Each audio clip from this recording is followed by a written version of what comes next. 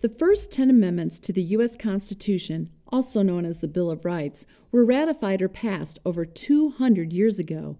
But even though they're a bit, old, these first 10 amendments are still the most debated and discussed section of our Constitution today. So can you remember what they are? Let's take a look. The First Amendment is the freedom of speech, press, religion, assembly, and petition. This may be the most revered of the amendments. The First Amendment protects our rights to say and write our opinions, worship how we please, assemble together peacefully, and petition our government if we feel the need. The Second Amendment is the right to bear arms. The original intent of the Second Amendment was to protect colonists from the invading British soldiers, but it now guarantees that you have the right to own a gun to defend yourself and your property. The Third Amendment is called the Quartering Amendment. It was written in response to the British occupation and as a result of the colonists having to house or quarter soldiers in their homes during the American Revolution. Because of this amendment, our government can never force us to house soldiers in our home. The Fourth Amendment is the right to search and seizure. The police can't come into our home without a search warrant and take our personal property. Today, many concerns have arisen about our rights to privacy and technology.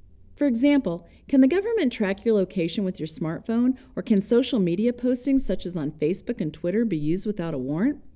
On to the fifth. It's all about due process. You've probably heard the phrase, "I plead the Fifth," in movies or on TV. They're talking about the Fifth Amendment, which says that you don't have to take the witness stand against yourself if you may end up incriminating yourself. Okay, we're halfway done. The Sixth and Seventh Amendments are about how the legal system works. If you're accused of a crime, you have the right to a speedy public trial and an impartial jury. You also have the right to a lawyer and the right to take the stand if you choose.